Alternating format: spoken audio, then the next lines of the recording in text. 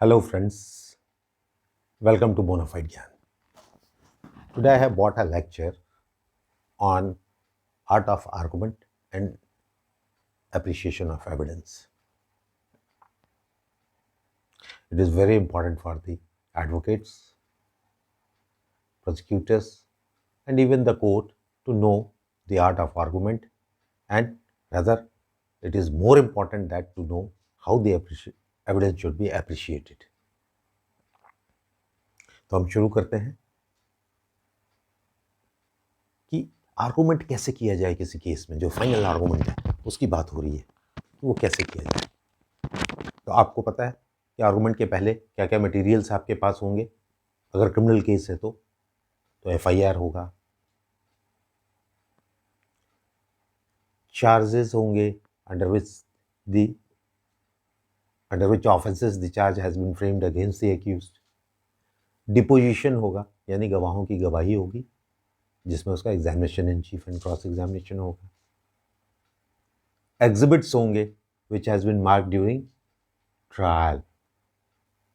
Defence evidence होगा, अगर कोई डिफेंस की गवाही आई है, कोई डॉक्यूमेंट आया है, वो एग्जिबिट्स होंगे।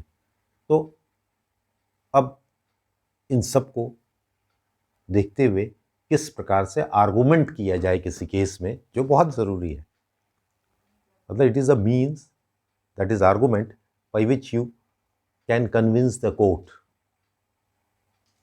तो वो अच्छे तरीके से होना चाहिए ताकि कोर्ट को कन्विंस कर पाएँ और एविडेंस का सही ढंग से अप्रिशिएशन हो पाए और सही रिजल्ट आए उस केस का। एक्विटल हो या कन्विक्शन हो, दैट इज डिफरेंट थिंग। तो अब सबसे पहला काम होना चाहिए कि deal with the FIR. FIR में आपके पास फर्म बयान भी हो सकता है या रिटन रिपोर्ट हो सकता है। तो सबसे पहले एफआईआर को अच्छी तरह से पढ़ें और किन बातों का ध्यान रखें। तो सबसे पहले date and time of occurrence है कि नहीं, प्लेस ऑफ अकरेंस उसमें है कि नहीं, मैनर ऑफ अकरेंस है कि नहीं, और जो उसमें वर्जन है एफआईआर में उससे कौन कौन से ऑफेंसेस मेड आउट हो रहे हैं, किन किन सेक्शन के अंतर्गत। अगर डिले है तो एक्सप्लेन्ड है कि नहीं। ये मेन है, एफआईआर को देखना और उसको कोर्ट के सामने एक्सप्लेन करना। अब यदि एफआईआर में कोई डिले है तो उसको एक्सप्लेन जरूर करें। एक्सप्लेन करने का कई तरीका हो सकता है। मान लीजिए आज एफआईआर हुआ थाने में, कल उसने भेजा, या उसका फर्द बयान हुआ किसी एक थाने के अंतर्गत, टाउन थाने के अंतर्गत सदर हॉस्पिटल में उसका फर्द बयान हुआ। सदर हॉस्पिटल के अंदर उसका जुरिस्डिक्शन नहीं था,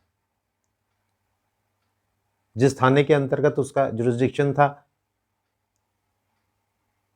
टाउन थाने ने उसको वहां फॉरवर्ड कर दिया। भाई एक दिन तो उसमें निकल गया।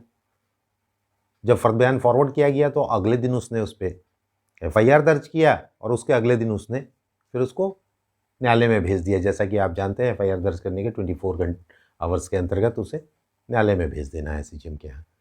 तो ये it is the duty of the person who is arguing either on behalf of prosecution और defence to explain the delay. या कोई और कारण है कि भाई मारपीट होने के बाद गांव में पंचायती हो रही थी और पंचायती की वजह से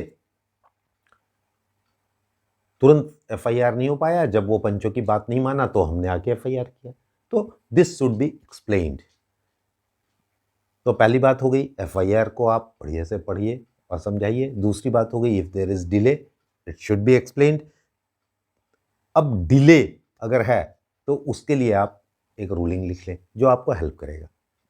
वो रूलिंग है Bahadur Sharma versus state of Bihar 1997 1 BLJR page 65।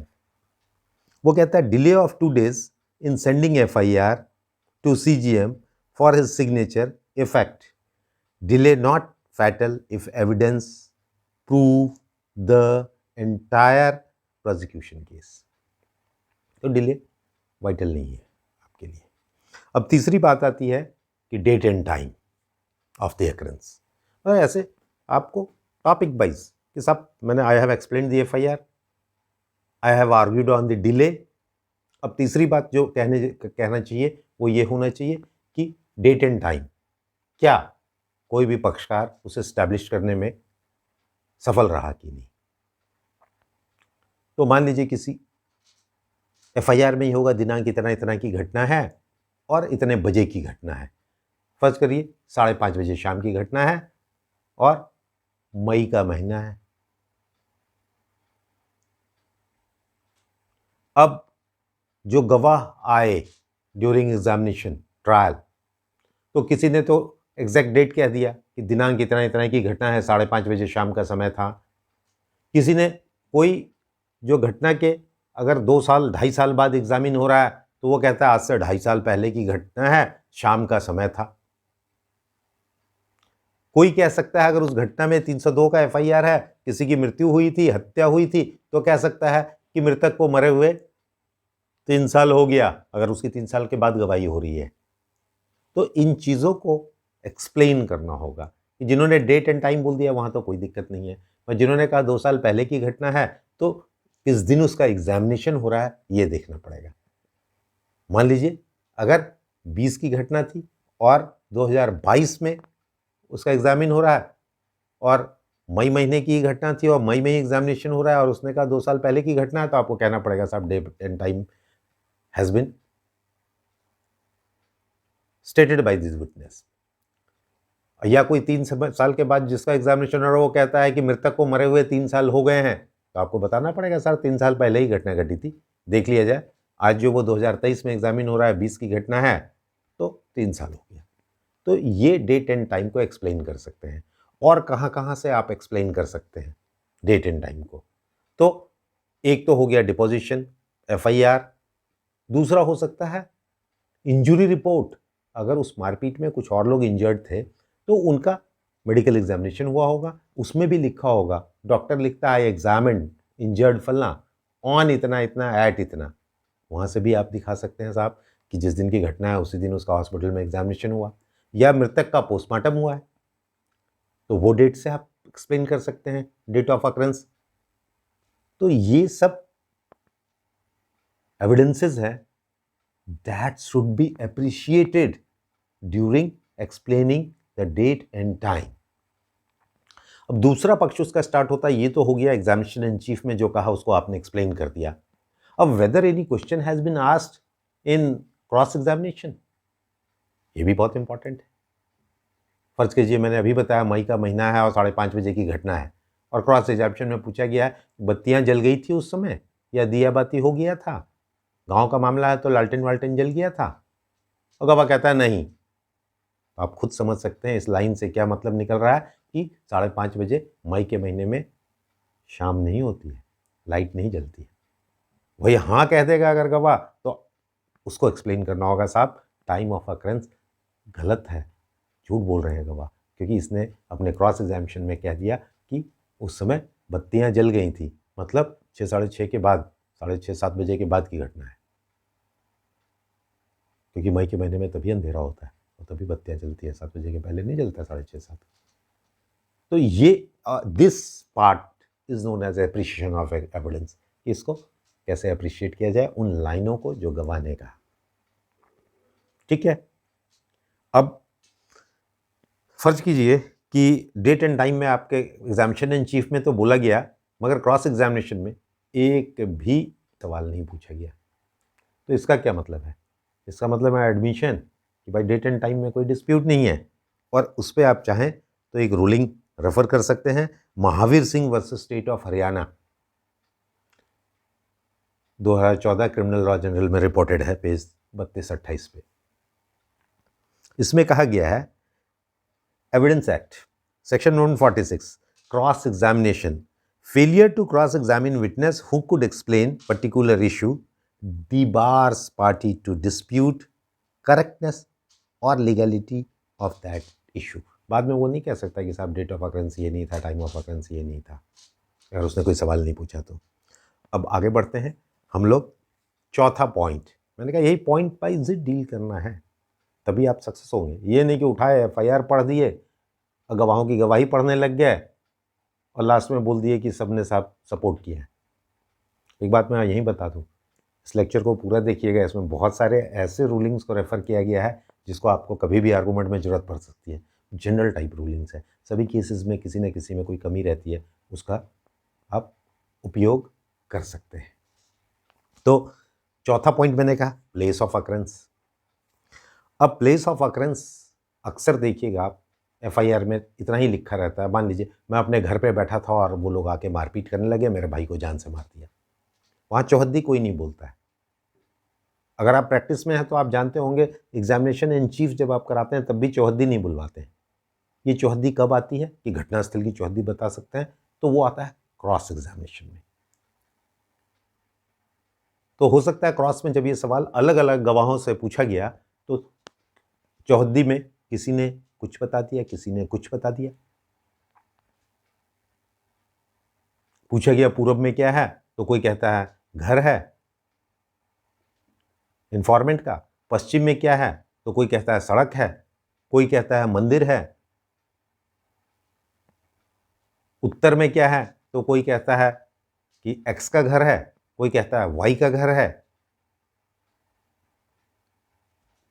और दक्षिण में क्या है, तो कोई कहता है हैंडपंप है, कोई कहता है जेड का खेत है।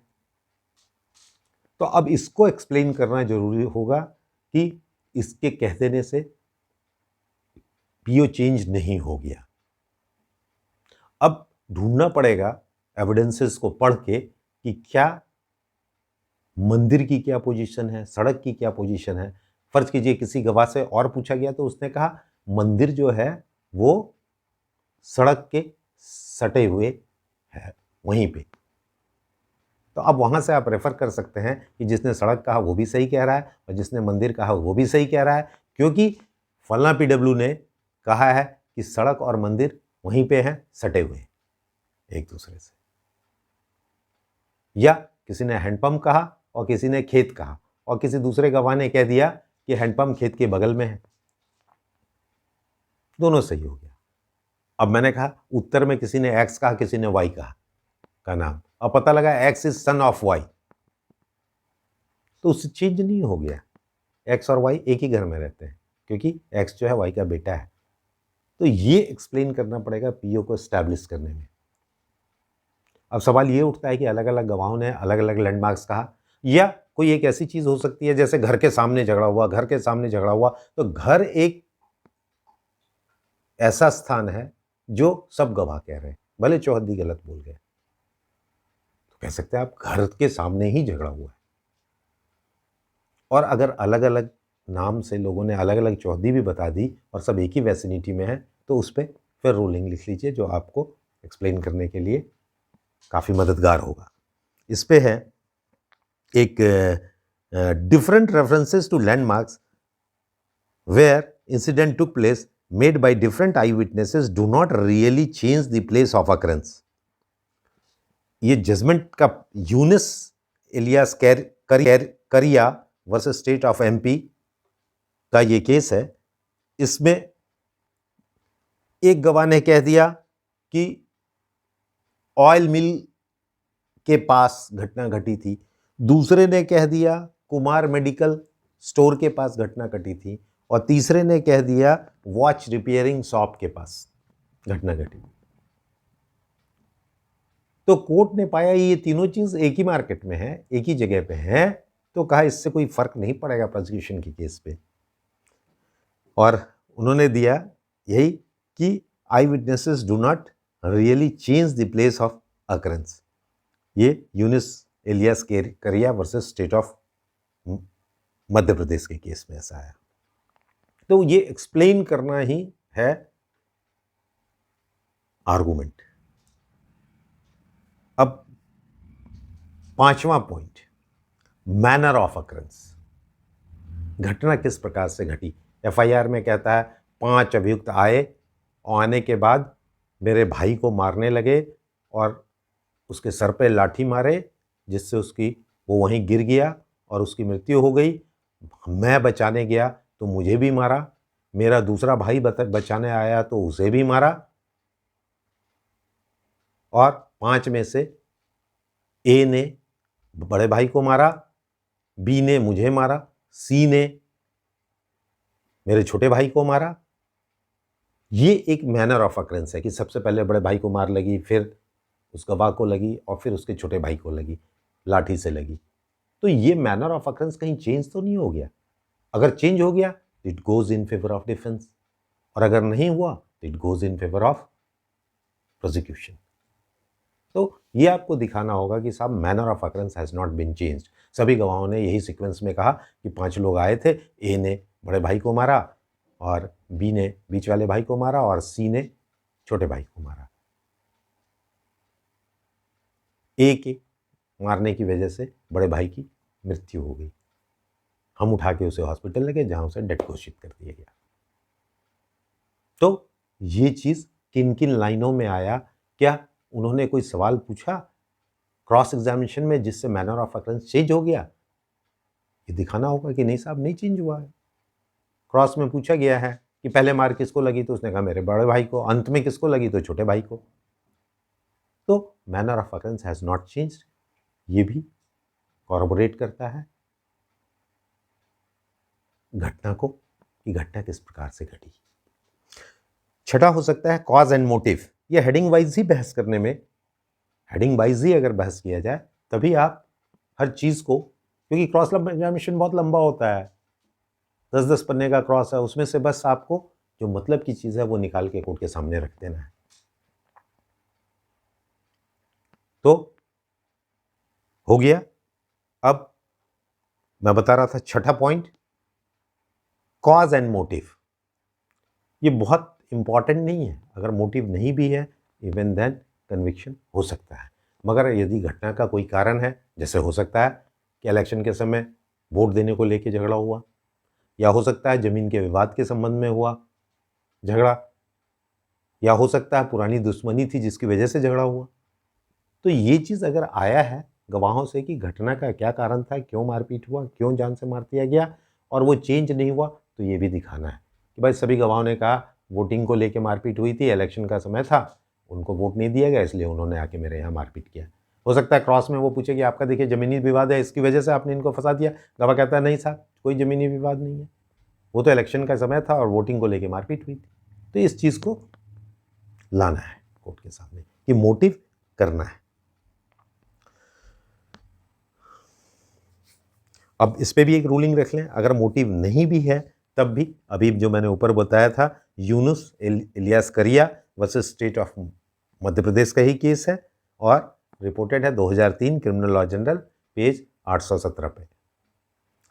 उसी रूलिंग में आपको मोटिव से भी संबंधित रेफरेंस मिल जाएगा। उसमें कहा गया है murder case, ocular evidence is very clear and convincing, role of the accused person in the crime stands clearly established, failure to prove motive for crime is of no consequences। तो एक ही ruling आप यहाँ भी इस्तेमाल कर सकते हैं motive को भी दिखाने के लिए और दूसरा प्लेस ऑफ अकरेंस भी को भी दिखाने के लिए। अब सातवां पॉइंट जो है वो आता है मार्क ऑफ वायलेंस और मेडिकल एविडेंस। भाई जहाँ मारपीट होगी वहाँ तो चोट लगेगी, निशान पड़ेगा, खून गिरेगा ज़मीन पे, कपड़ों पे खून गिरेगा, यही है मार्क ऑफ वायलेंस। अब इसको कैसे अप्रिशिएट किया जाएगा, ये सवाल उठता है ड्यूरिंग आर्गुमेंट। तो अगर उसने जब्त किया है खून लगा कपड़ा और खून लगी मिट्टी वहाँ से, तब तो बहुत अच्छी बात है, आ जाएगा उसका FSL से रिपोर्ट होगा, उसको अप्रूव कराइए, काम बन जाएगा।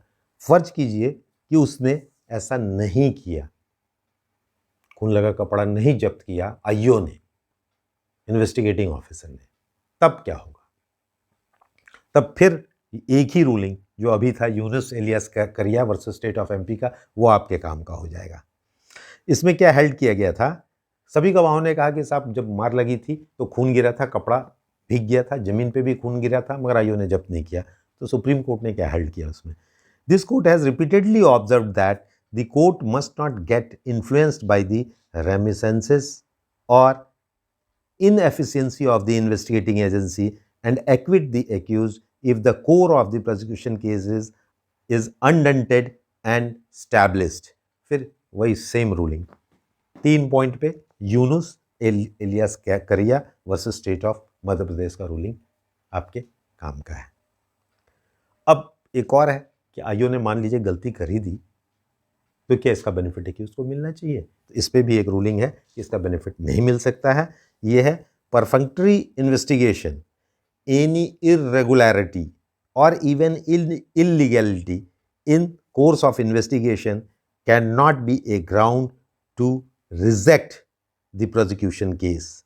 Narayan Singh versus state of Bihar 2006 volume 3 PLJR page 253 पे ये रिपोर्टेड है।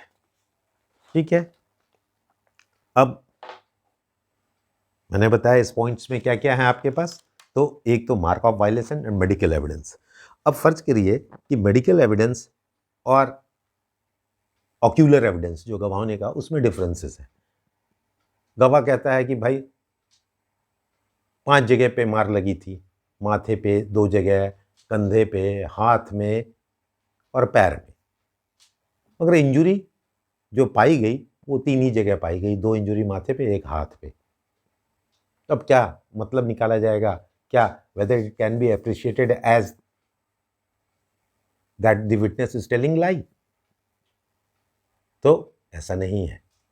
हो सकता है गवाह ने देखा होगा 5 जगह मारते हुए मगर कई जगह पे इंजुरी कॉज नहीं हुई हो, इसलिए, और मेडिकल एविडेंस में 3 ही इंजुरी आई, तो उसका क्या इम्पैक्ट होगा। तो उस पर भी एक रूलिंग है, उस सुप्रीम कोर्ट ने इसमें हेल्ड किया। फिर वही एक रूलिंग ही आपके हर काम आ जाएगा, Yunus Ilias Kariya versus state of Madhya Pradesh. कहा गया no material discrepancy between medical evidence and evidence of the eye witnesses since at least 3 injuries referred to be the autopsy surgeon and forming part of the medical evidence and as stated by the eyewitnesses are common, conviction of accused proper। भाई 5 भले उसने कहा कि मार लगी मगर 3 injury ऐसी थी उसमें से जो इंजुरी रिपोर्ट में मिली थी डॉक्टर को, तो ऐसा नहीं है 2 इंजुरी वहाँ नहीं है तो ऐसा मान लिया जाएगा कि ये गवाह झूठ बोल रहा है और एक्विटल हो जाए। इस पे और भी रूलिंग है कि अब गवाह कहता है कि साहब मुझे मारा गया फरसा से या तलवार से, और डॉक्टर साहब ने लिख दिया हार्ड एंड ब्लंट सब्सटेंस। वहाँ सारे विटनेसेस हैं जो कह रहे हैं कि तलवार से या फरसा से मारा गया, यानी धारदार हथियार से मारा गया, मगर डॉक्टर की रिपोर्ट में है injury cause by hard and blunt substance. अब फंस जाएगा मामला कि साहब it is not corroborating with the medical evidence, तब क्या होगा। तो उसके लिए भी जवाब लिख लें आप, बहुत बढ़िया। Darshan Singh versus state of Haryana का केस AIR 1997 का है, सुप्रीम कोर्ट का। कहता है, इसकी लाइनें हैं, inconsistency between evidence of doctor and eye witnesses on point as to how injury was caused, evidence of doctor can not override unimpeachable testimony of the eye witnesses. तो जो ऑकुलर एविडेंस है, जो गवाहों ने कहा है, चश्मदीद गवाहों ने, वो प्रिवेल करेगा, डॉक्टर का जो ओपिनियन है वो नहीं प्रिवेल करेगा। ठीक है, उसी पॉइंट पे एक और केस है, वो है Balvir Singh versus state of Madhya Pradesh, 2020 का है ये, volume 1 supreme court cases, crime, page लिख लीजिए 448। अब एक बार ये प्रॉब्लम अक्सर आती है, मैंने कहा था लास्ट तक सुनिएगा इसको, क्योंकि अभी बहुत सारी रूलिंग्स हैं जो आपके काम की है, जो आगे इसमें मिलेगा। एक है, कई बार होता है कि इंक्वेस्ट रिपोर्ट जब पुलिस ने तैयार किया मर्डर केस में खास करके, तो इंक्वेस्ट के ऊपर कोई केस नंबर ही नहीं डाला और FIR हो गया, FIR नंबर है नहीं उस पर, तो क्या केस फेल कर जाएगा। तो इसके लिए भी एक रूलिंग है, लिख लीजिए, Niranjan seal versus state of Tripura का, 1999 क्रिमिनल लॉ जनरल में रिपोर्टेड है। इसमें का mere non-mentioning of the case number in inquest report or in post-mortem report not fatal to prosecution case। Case के लिए fatal नहीं है। अब 8वां पॉइंट जो आएंगे हम लोग 7 पॉइंट्स डील कर चुके। 8वां है in the light of sections of IPC। अब आप फैक्चुअली सब डील कर दिए, उस पर कुछ लॉ पॉइंट्स भी रेफर कर दिए to convince the court to get the appreciation of evidence in favor of the person who is arguing and supported by the rulings of the Supreme Court. अब sections के light में क्या कि जिस section में charge हुआ है उन सेक्शन का इंग्रेडिएंट आया कि नहीं, अगर इंग्रेडिएंट आया है तो that party is success in proving his case. अब फर्ज कीजिए 5 आदमी आए थे और मारपीट किए थे तो कॉमन ऑब्जेक्ट होना चाहिए वहां. तो कॉमन ऑब्जेक्ट कैसे प्रूफ होगा? मारा उसमें से 5 में से 2 ही लोगों ने जिसकी वजह से मृत्यु हो गई मृतक की, तो बाकी 3 बच जाएंगे क्या? तो वहां आपको दिखाना होगा कि 5 लोग एक साथ आए थे, भले 2 नहीं मारा, 5 वहां थे. They were member of unlawful assembly, hence they are also liable for the conviction. इस पे रूलिंग नोट कर लें. फिर एक ही रूलिंग है जो अभी तक हम बोलते आए Yunus Elias Kariya versus state of Madhya Pradesh का, उसमें भी 149 पे आया unlawful assembly. Presence of accused as part of the unlawful assembly is sufficient for conviction. खाली वो साथ में खड़ा था, भले नहीं मारा उसने, वो सफिशिएंट है कन्विक्शन के लिए. उसका भी कन्विक्शन होगा जो 3 जिन्होंने नहीं मारा. और इसी के सपोर्ट में एक और रूलिंग है Narayan Singh versus state of Bihar, 2006 में ये रिपोर्टेड था PLJR में, थर्ड वॉल्यूम में सॉरी. इसमें भी कहता है कि section 149 of the IPC speaks of vicarious liability. It does not require active participation of each.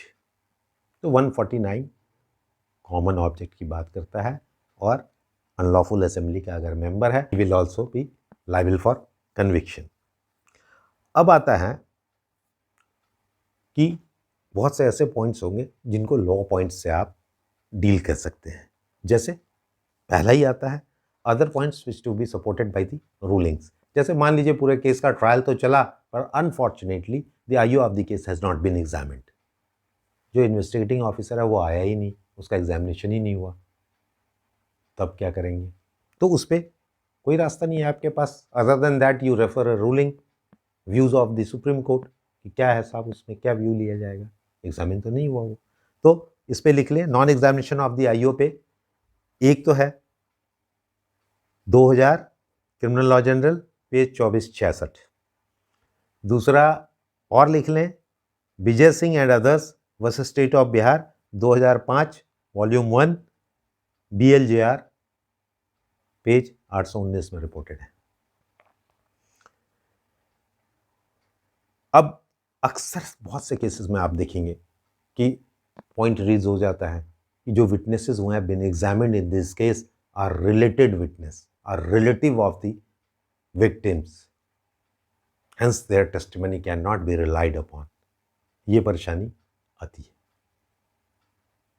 तो अब इंटरेस्टेड या रिलेटेड विटनेस है तो इस पे भी केस लॉज हैं. तो एक तो है 1999 criminal law general page 2588 supreme court का है. दूसरा है Seeman alias Veeranam versus state by inspector of police. इसका क्रिमिनल अपील नंबर है 972 ऑफ 2004. सेम पॉइंट पे इंटरेस्टेड और रिलेटेड विटनेस पे अगला केस है Birendra Singh versus state of UP. ये 2017 वॉल्यूम 1 BBCJ 4th पेज 92 पे रिपोर्टेड है. तो जो एप्रिसिएशन ऑफ एविडेंस की बात है, एक ही लाइन से कई मतलब निकलता है. अब उसको आपको एक्सप्लेन करना होगा कोर्ट के सामने. This is art of argument. और जब कोर्ट को उस लाइन से हो सकता है कि किसी को कुछ नहीं दिख रहा है, मगर ये आपके IQ से आएगा कि what does this line mean, whether it is supporting the case और it is against the case of the prosecution. जैसे एक जस्ट एग्जाम्पल मैंने बताया, 5:30 बजे शाम की घटना है और गवाह से पूछ दिया गया कि लाइट जल गई थी उस समय, बत्तियां जल गई थी. गवाह ने कहा नहीं, it goes in favour of prosecution. अगर वहीं हाँ कहता है तो it goes in favour of defence कि सब 7 बजे के बाद की घटना थी, क्योंकि लाइट कह रहा है सब जल गई थी उस समय। तो ये ऐसा टॉपिक है, बहुत ही ब्रॉड है, मेरी समझ से संभव नहीं है कि इतने कम समय में यूट्यूब के माध्यम से इसको सुना दिया जाए या बता दिया जाए। हैं, इसको कोई एग्जाम्पल लेके, कोई केस लॉ लेके, रियल केस, उसमें क्या एविडेंस आया, उसका क्या इंटरप्रिटेशन हुआ, ये बहुत सी चीज़ें होगा। आप देखिएगा, मेरा एक और लेक्चर है एप्रिसिएशन ऑफ एविडेंस पे, हरिंदर राय वर्सेस स्टेट ऑफ बिहार का केस, देखिएगा उसमें कितनी अच्छी अच्छी बातें हैं। Section 58, section 8 motive and conduct को अप्रिशिएट किया गया। बहुत से ऐसे एविडेंसेस थे विच were not bought on the record during trial, वो दूसरे केस से, उसी केस के लिंक में दूसरे केस से संबंधित था, मगर कोर्ट ने उसको सेक्शन 58 के लाइट में, एविडेंस एक्ट के, कंसीडर किया। जो केस का ट्रायल चल रहा था, उसके अलावा एक दूसरा केस था किडनैपिंग या एब्डक्शन का, उसको सेक्शन 8 में कंसीडर किया। This is known an appreciation of evidence. ये नहीं कि आंख बंद करके ये नहीं आया, खत्म करिए साहब, कुछ नहीं है। तो मुझे लगता है कि ये इतने कम समय में बताना मुश्किल है, फिर भी मुझे लगता है काफ़ी आपको मदद मिलेगी इससे। हाँ, एक और छूट गया एस्पेक्ट। अब डिफेंस केस, उसको भी प्रूव करना है कि डिफेंस क्या अपना केस लाया, यदि ये डिफेंस में कोई एविडेंस लाया है तो उसका क्या मतलब है, तो उसको भी एक्सप्लेन करना है।